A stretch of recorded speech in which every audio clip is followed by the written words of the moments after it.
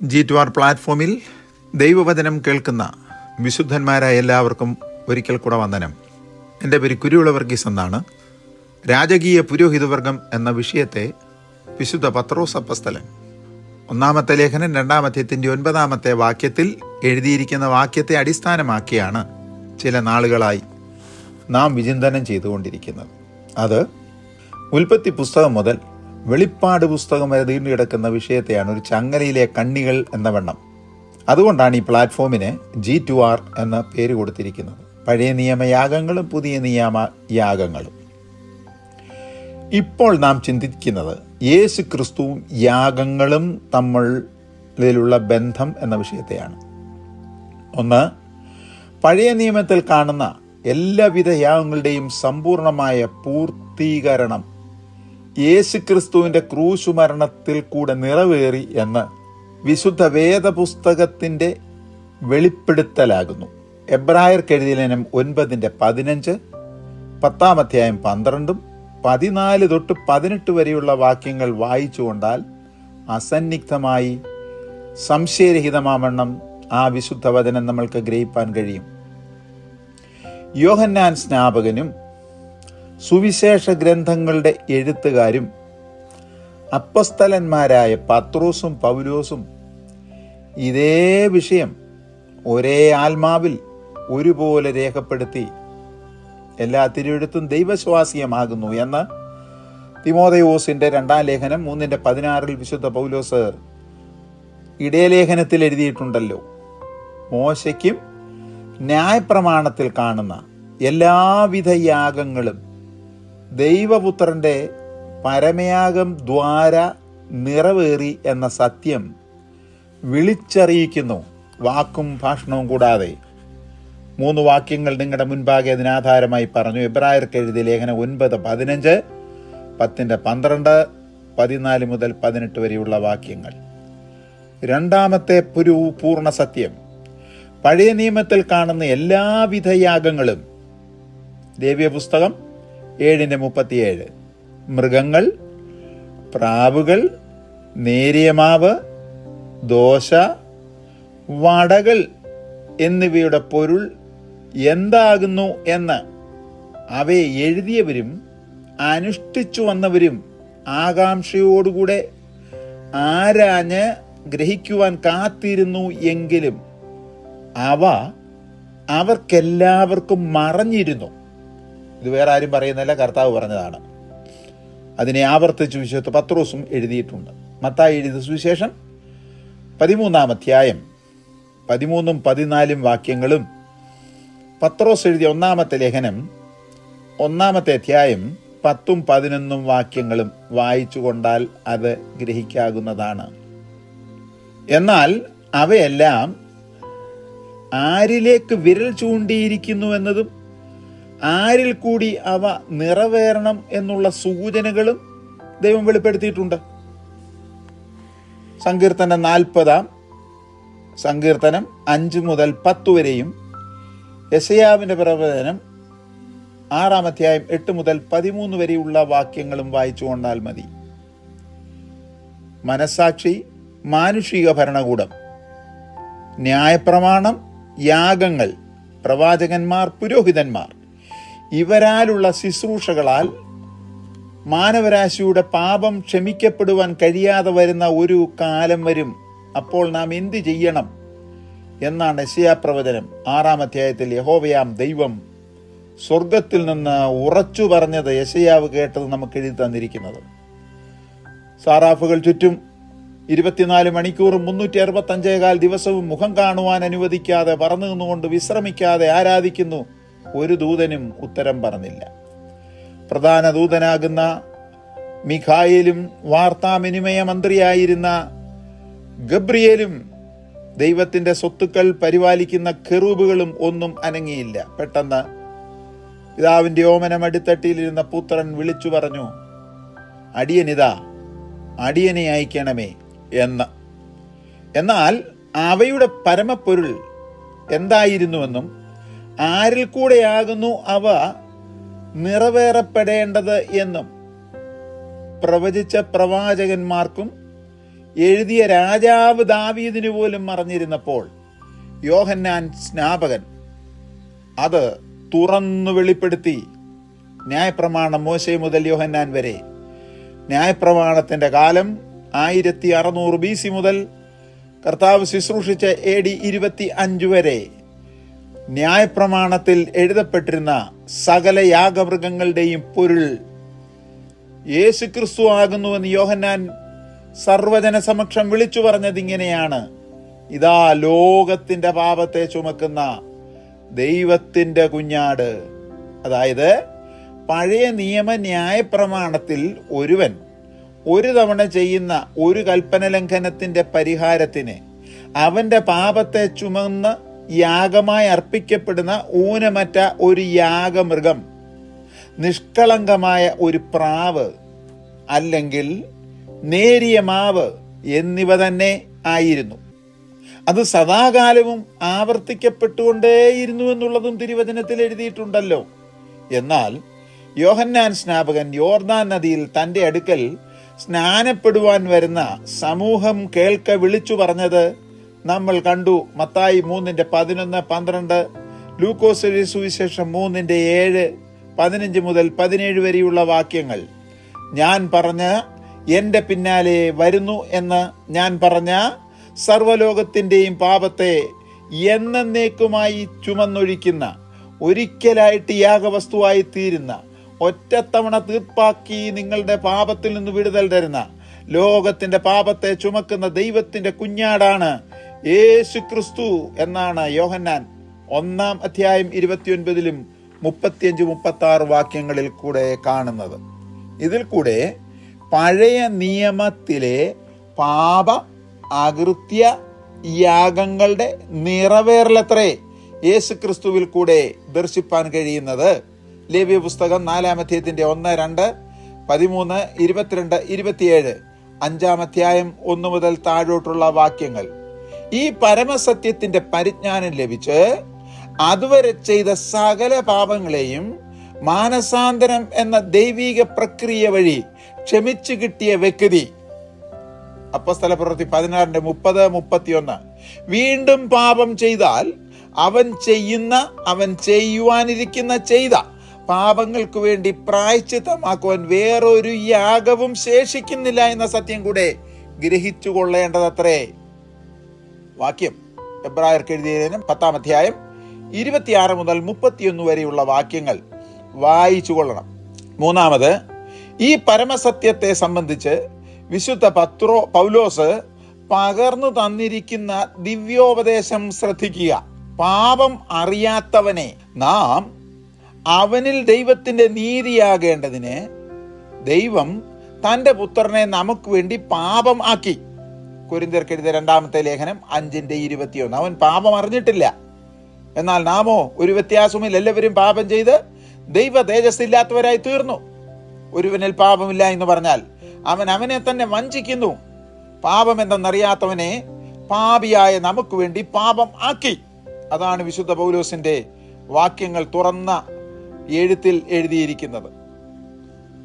നാലാമത്, ഇതേ വിഷയത്തിന്റെ യാഥാർത്ഥ്യം സുവിശേഷ ഗ്രന്ഥങ്ങളുടെ എഴുത്തുകാരായ വിശുദ്ധ മത്തായി, മർക്കോസ്, ലൂക്കോസ് ആദിയായവർ മിസ്രൈമിൽ നിന്നും ഫറവോന്റെ അടിമത്വത്തിൽ നിന്നും തന്റെ ജനത്തെ സ്വതന്ത്രരാക്കുവാൻ ഒരു ഊനമില്ലാത്ത ആട്ടിൻകുട്ടി പെസഹയുടെ രാത്രിയിൽ അറുക്കപ്പെട്ടതുപോലെ ദൈവപുത്രൻ പെസഹയുടെ രാത്രിയിൽ തന്നെ അറുക്കപ്പെട്ടു എന്ന് മത്തായി എഴുതിയിട്ടുണ്ട്.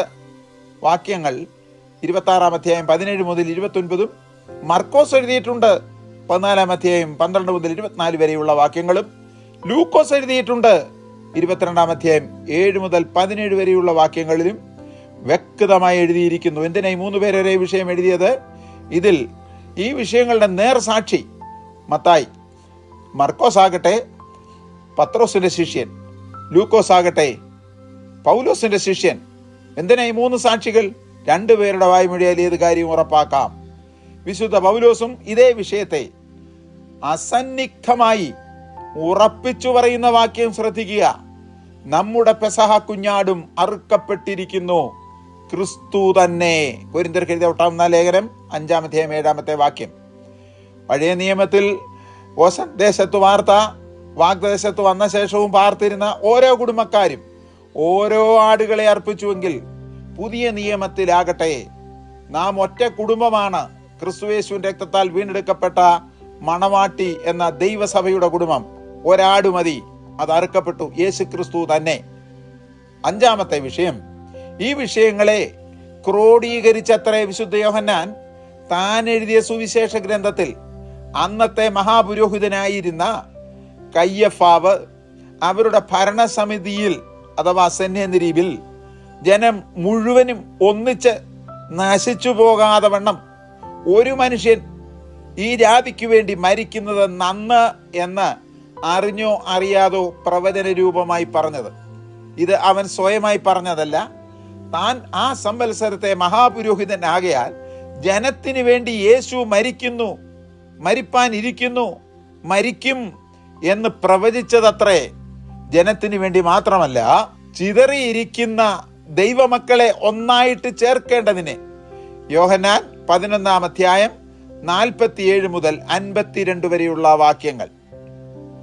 തദ്വിഷയത്തെ അടിവരയിട്ട് തെളിയിച്ചുകൊണ്ട് വിശുദ്ധ പൗലോസ് സാർവത്രിക സഭയുടെ ലേഖനത്തിൽ എഴുതിയിരിക്കുന്നത് കൂടെ വിശ്വസിക്കുന്നവർക്ക് അവൻ അഥവാ യേശുക്രിസ്തു തൻ്റെ രക്തം മൂലം പ്രായശ്ചിത്തം ആകുവാൻ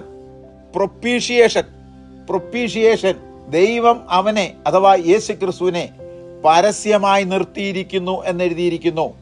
റോമർക്ക് എഴുതിയ ലേഖനം 3:25, സംഖ്യപുസ്തകം 29:5, യോഹന്നാൻ എഴുതിയ ഒന്നാമത്തെ ലേഖനം 2:2, 4:10. ഈ വചനങ്ങൾ എല്ലാം വ്യക്തമാക്കുന്ന പരമസത്യം പഴയ നിയമത്തിലെ പലവിധ യാഗങ്ങൾ പാപം ചെയ്യുന്ന വ്യക്തികളുടെ, അതായത് പാപങ്ങളുടെ തുടർച്ചയായുള്ള പ്രായശ്ചിത്തമാകുന്നു എങ്കിൽ ദൈവപുത്രനായ യേശു ക്രിസ്തുവിന്റെ പരമയാഗം, ഏകയാഗം, എന്നേക്കുമുള്ള യാഗം, അതിൽ കൂടി നിത്യമായ പ്രായശ്ചിത്തം ആയി തീർന്നു എന്ന് തന്നെ. ഈ വാക്യം നമ്മൾ പലപ്പോൾ കണ്ടതാണ്. വിഷയത്തോടുള്ള ബന്ധത്തിൽ അത് എഴുതുന്നു എന്ന് മാത്രം. എബ്രായർ 9:25, 10:12, 14 മുതൽ 18 വരെയുള്ള വാക്യങ്ങൾ. ഒരേ യാഗം, ഒറ്റയാഗം, ഒരിക്കലെ അർപ്പിക്കപ്പെട്ടത്. വിശുദ്ധന്മാരെ, സർവശക്തനായ മഹാദൈവത്തിൻ്റെ മാനവരാശിയോടുള്ള മഹാസ്നേഹത്തിൻ്റെ പരസ്യമായ മഹാസത്യത്തിൻ്റെ പ്രദർശനമാണ് വിശുദ്ധ വേദപുസ്തകത്തിൽ 1000-ാമത്തെ അധ്യായത്തിൻ്റെ മധ്യത്തിൽ സർവലോകരുടെയും മുൻപിൽ പ്രദർശിപ്പിക്കപ്പെട്ടിരിക്കുന്നത്. ഒരിക്കൽ കൂടെ ഈ വാക്ക് പറയട്ടെ.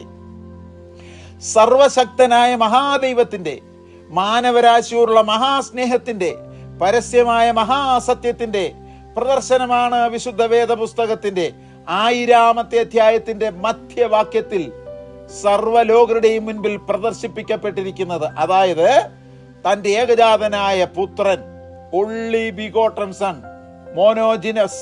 മോണോജിനസ് ഹുയോസ്, അവനിൽ വിശ്വസിക്കുന്നവൻ ഏവനും നശിച്ചു പോകാതെ നിത്യജീവൻ പ്രാപിക്കേണ്ടതിന് ദൈവം ആ ഏകജാതിനെ നൽകുവാൻ തക്കവണ്ണം യഹൂദനെ മാത്രമല്ല, യവനനെ മാത്രമല്ല, സ്ത്രീകളെ മാത്രമല്ല, പുരുഷന്മാരെ മാത്രമല്ല, സർവലോകത്തെയും സ്നേഹിച്ചു എന്ന യോഹന്നാൻ 3:16. ചുരുക്കത്തിൽ ന്യായപ്രമാണം ദ്വാര നിഷ്കർഷിക്കപ്പെട്ടിരിക്കുന്ന യാഗങ്ങൾ, യാഗമൃഗങ്ങൾ, യാഗവസ്തുക്കൾ, യാഗരക്തം എന്നിവയും തമ്മിലുള്ള സാരാംശവും സാദൃശ്യമായ പഠനത്തിൽ പഠിക്കുവാൻ സാധിക്കുന്ന പ്രധാന വിഷയങ്ങൾ ഇവയാണ്. ശ്രദ്ധിക്കുക. 1, ദൈവപുത്രൻ സ്വയം ഏൽപ്പിച്ചു കൊടുത്തു നിർവഹിച്ച പ്രായശ്ചിത്ത മരണം ദൈവത്തിന്റെ മനുഷ്യനുള്ള സ്നേഹത്തിന്റെ പ്രദർശനം ആകുന്നു.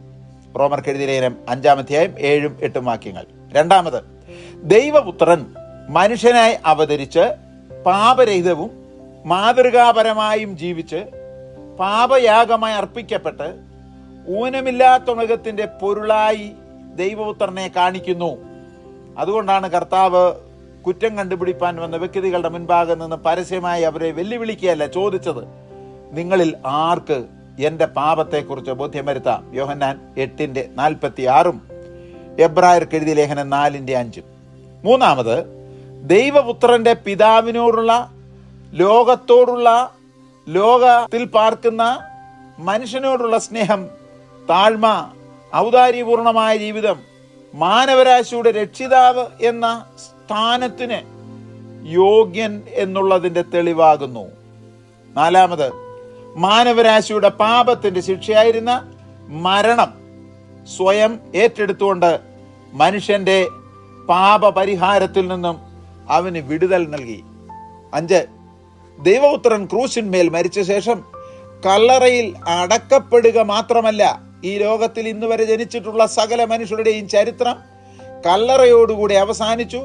അടക്കപ്പെടുകയോ ദഹിക്കപ്പെടുകയോ ചെയ്ത സ്ഥലത്തിൽ ചിലർക്ക് ഗ്രാനൈറ്റ് കല്ലുകളിൽ അവരുടെ ചില ചരിത്രങ്ങൾ എഴുതി ഇവിടെ അന്ത്യവിശ്രമം കൊള്ളുന്നു എന്ന് എഴുതുമ്പോൾ, പിതാവായ ദൈവം തൻ്റെ ഏകജാതനായ പുത്രനെ ലോകത്തിന് വേണ്ടി തന്ന് ലോകർക്ക് വേണ്ടി മരിച്ചു. അവൻ അടക്കപ്പെട്ടു അരിമത്യക്കാരനെ യോസേപ്പിന്റെ കല്ലറയിൽ. അവനെ 3-ാം നാൾ ഉയർത്തെഴുന്നേൽപ്പിച്ചതിൽ കൂടി അപ്പോസ്തല പ്രവൃത്തികൾ 5:30, റോമർ 6:4, ഗലാത്യർ 1:1-2 തന്നിൽ വിശ്വസിക്കുന്ന ഏവരെയും ദൈവപുത്രൻ ഉയർത്തെഴുന്നേറ്റതുപോലെ അവരും ഉയർത്തെഴുന്നേൽക്കപ്പെടും എന്നുള്ള വാഗ്ദത്തത്തിന്റെ ഉറപ്പാകുന്നു. യോഹന്നാന്റെ സുവിശേഷം 5-ാം അധ്യായം 25 മുതൽ 29 വരെയും തെസലോനിക്കരുടെ 1-ാമത്തെ ലേഖനം 4-ാം അധ്യായത്തിന്റെ 16-17 വാക്യങ്ങൾ. അവസാനമായി 6-ാമത്തെ കാര്യം, ദൈവപുത്രൻ പാപകാരണനായ സാത്താൻ, പാപം, ശാപം, മരണം, നരകം എന്നിത്യാദി വിഷയങ്ങൾക്ക് ഒറ്റത്തവണ തീർപ്പാക്കൽ എന്ന വ്യവസ്ഥയിൽ ശാശ്വത പരിഹാരം വരുത്തി മരണം വരിച്ചു, ഉയർത്തെഴുന്നേറ്റു. ഇന്ന് ഇപ്പോൾ മഹിമയുടെ വലതുഭാഗത്ത് ഏകമധ്യസ്ഥനായിരിക്കുന്നതിനാൽ, തിമോഥെയോസിന്റെ 1-ാമത്തെ 2:5 നമ്മൾ കാണുന്നതാണ്. ദൈവം ഒരുവനല്ലോ, ദൈവത്തിനും മനുഷ്യർക്കും മധ്യസ്ഥനും ഒരുവൻ മാത്രം. മഹിമയുടെ വലതുഭാഗത്ത് ഏകമധ്യസ്ഥനായിരിക്കുന്നതിനാൽ തന്നിൽ വിശ്വസിച്ച് ജീവിക്കുന്ന ഏവർക്കും ശാശ്വതമായ സമാധാനം, നിത്യജീവൻ എന്നിവയ്ക്ക് പ്രത്യാശയുണ്ട്. കൊരിന്ത്യർക്ക് എഴുതപ്പെട്ട 1-ാമത്തെ ലേഖനം 16-ാമത്തെ അധ്യായം 21-ാമത്തെ വാക്യം. കർത്താവും ദൈവമായുള്ള പിതാവേ, അങ്ങയുടെ തിരുവചനത്തിന്റെ സത്യം ഗ്രഹിപ്പാൻ ഞങ്ങളുടെ ഹൃദയത്തിന് വിശാലത വരുത്തി സത്യത്തിലേക്ക് ഞങ്ങളെ നടത്തി സത്യത്തിന്റെ സാക്ഷികളാക്കി തീർക്കണമേ. ഇനിയും അപ്പസ്തലൻ പൗലോസ് പറഞ്ഞതുപോലെ പൂർവ്വകാലങ്ങളിൽ പിതാക്കന്മാർക്കും പ്രവാചകന്മാർക്കും മറഞ്ഞിരുന്ന സത്യങ്ങൾ ഞങ്ങളിൽ കൂടെ വെളിപ്പെടുത്തിക്കൊണ്ടിരിക്കുന്നത് കൊണ്ട് നന്ദി. തുടർന്നും അടിയങ്ങളെ ബലപ്പെടുത്തണം. അതിനുവേണ്ടി അടിയങ്ങളെ എല്ലാവരെയും, കേൾവിക്കാരെയും ഇത് വിശ്വസിക്കുന്നവരെയും അങ്ങയുടെ പരിശുദ്ധാത്മാവിന്റെ അമിതമായ അമർത്യമായ ശക്തിയാൽ ബലപ്പെടുത്തി നടത്തിക്കൊള്ളും. ഏൽപ്പിച്ചു തന്ന് പുത്രന്റെ നാമത്തിൽ പ്രാർത്ഥിക്കുന്നു, കേൾക്കുമാറാകണമേ.